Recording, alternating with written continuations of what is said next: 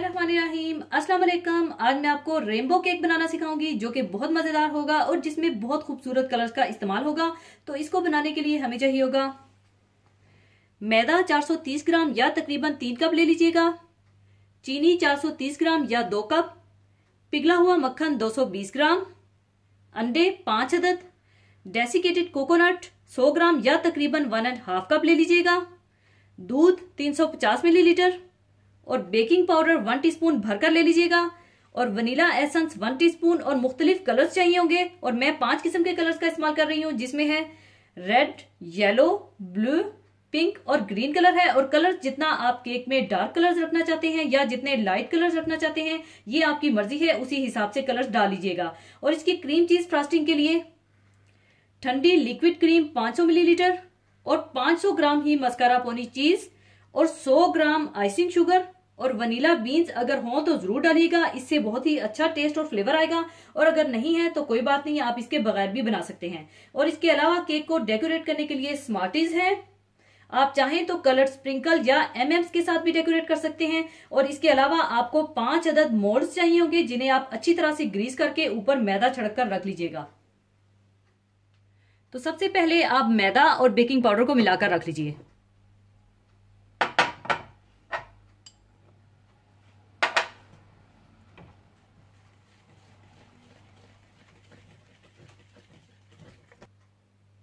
और इसके बाद आप अंडे डाल लीजिए और चीनी और इन्हें इतनी अच्छी तरह से बीट कीजिए कि ये वॉल्यूम में डबल होने लगे और व्हाइट कलर में आ जाए।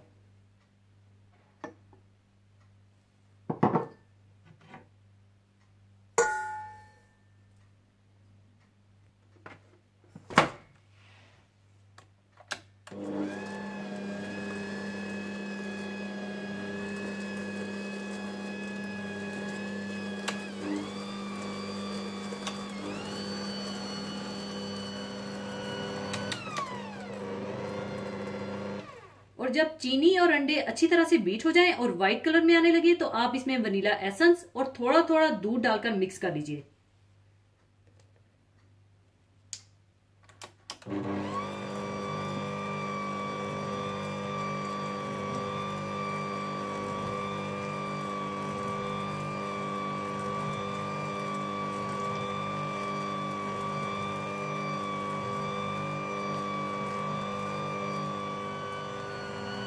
दूध मिक्स करने के बाद आप इसमें पिघला हुआ मक्खन डालकर मिक्स कर लीजिए।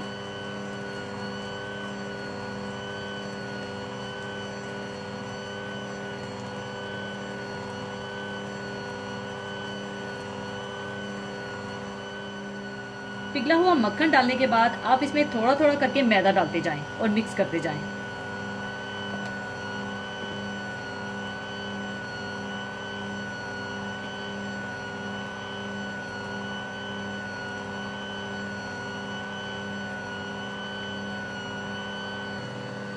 अच्छी तरह मैदा मिक्स करने के बाद आप इसमें डेसिकेटेड कोकोनट डालकर मिला लें।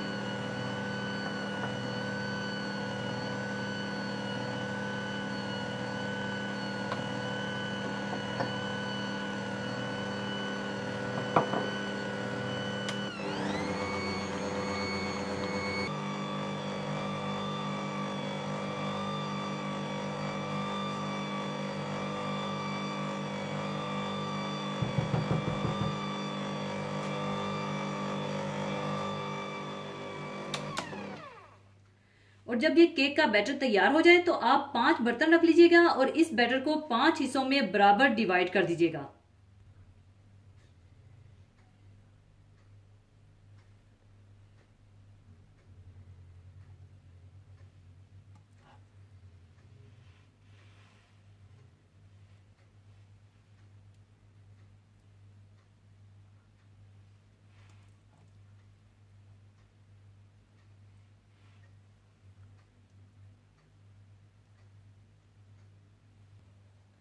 बैटर को 5 हिस्सों में तकसीम करने के बाद आप अपनी मर्जी के मुताबिक हर बर्तन में एक एक कलर डालकर मिक्स करके रख लीजिएगा और साथ ही ओवन को भी 180 डिग्री सेंटीग्रेड पर प्री हीट कर लीजिएगा।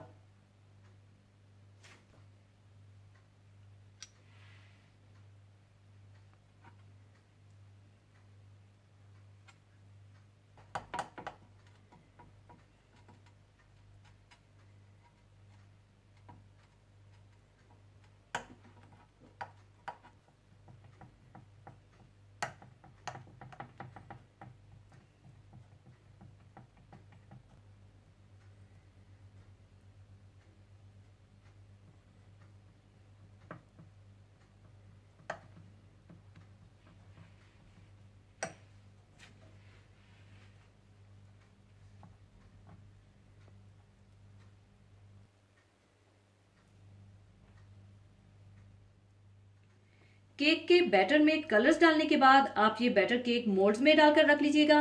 बैटर को मोल्ड्स में डालने के बाद दो दो मोल्ड्स करके ओवन में रखकर 10 मिनट के लिए बेक कीजिएगा। और अब मैं इसी तरह से 2 मोल्ड ओवन में रखूंगी और 10 मिनट बेक करने के बाद निकाल लूंगी।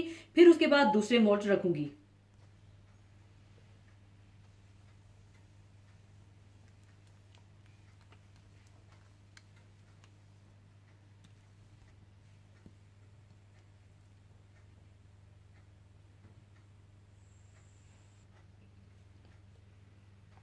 और इसे इस तरह से अच्छी तरह से फैला लें।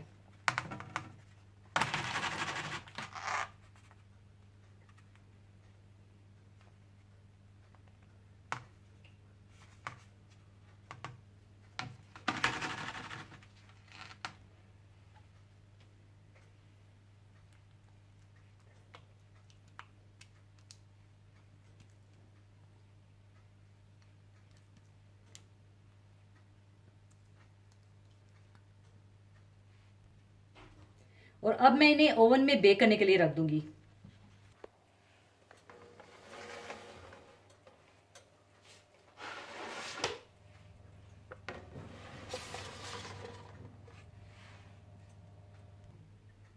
और अब मैं बाकी मोल्ड्स में भी केक का बैटर डालूंगी।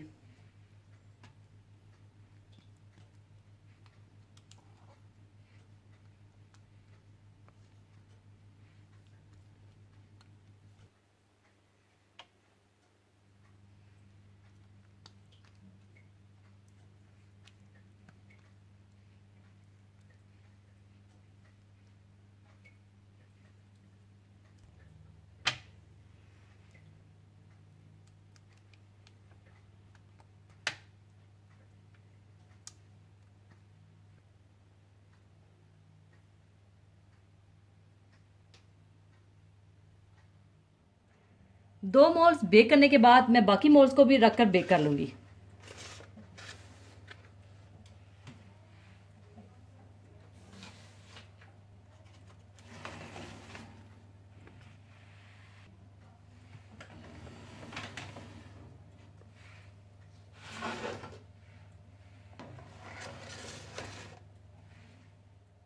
और जब ये सारे स्पंज तैयार हो जाएं तो आपने इन्हें कंप्लीटली बिल्कुल ठंडा कर लेना है।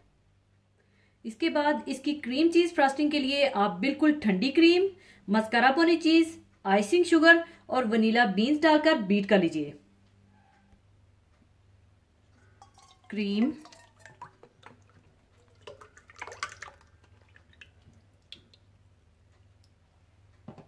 मस्कारापोने चीज,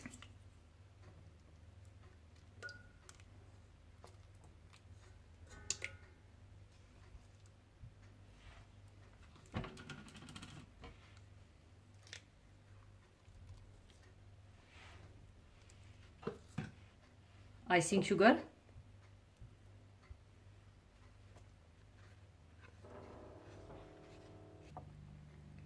और वनीला बीन्स डालकर इसे अच्छी तरह से बीट कर लीजिए।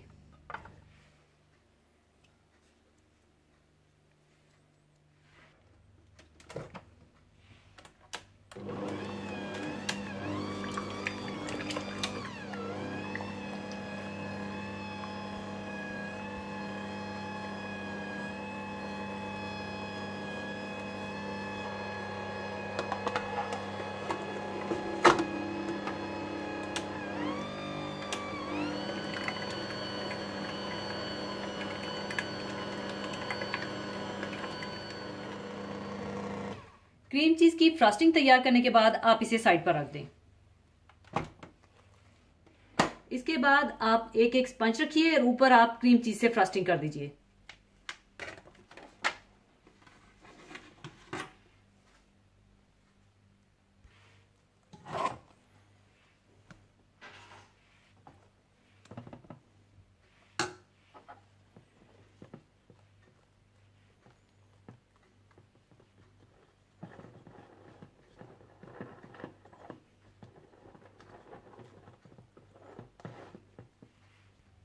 और ऊपर आप दूसरा स्पंज रख दीजिए और फिर से क्रीम चीज से फ्रॉस्टिंग कर दीजिए।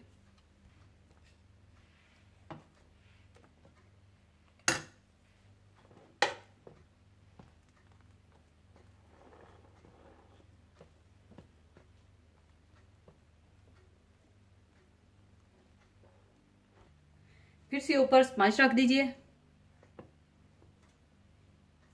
और फिर से क्रीम चीज की फ्रस्टिंग कर दीजिए।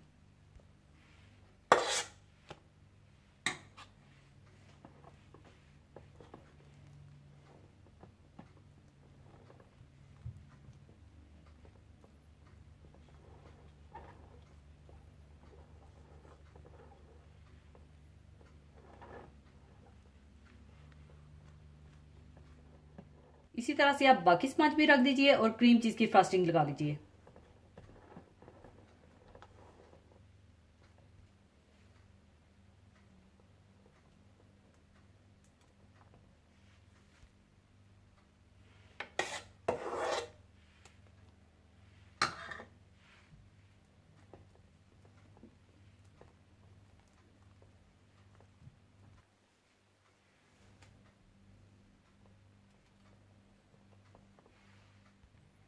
और इसके बाद आप इसे सारा कवर कर दें।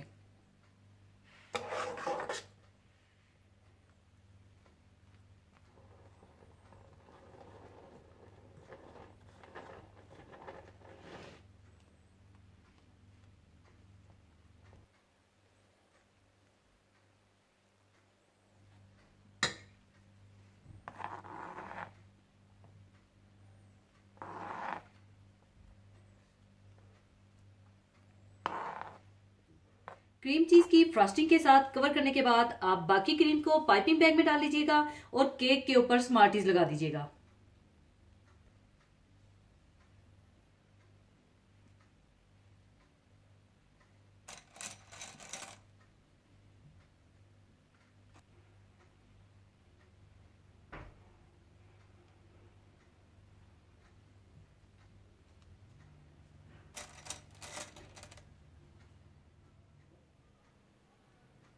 स्मार्टीज लगाने के बाद अब इसे मैं दूसरे बर्तन में शिफ्ट कर लूंगी। सर्विंग प्लेट में डालने के बाद आप इस तरह से डिजाइन बना लें।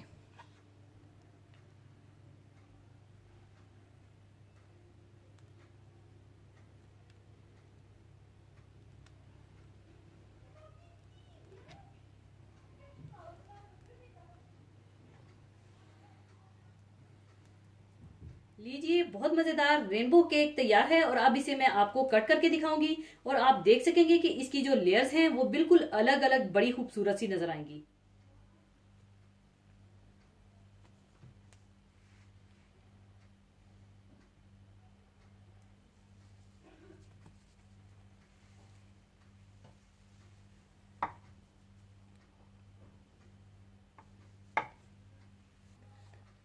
और अब आप देख सकते हैं इसकी जो लेयर्स हैं वो बिल्कुल अलग अलग बड़ी खूबसूरत सी नजर आ रही हैं। और याद रखिएगा कि जितना आप नीट एंड क्लीन और खूबसूरत करके चीजों को टेबल पर रखेंगे उतना ही ज्यादा खाने वालों को मजा आएगा।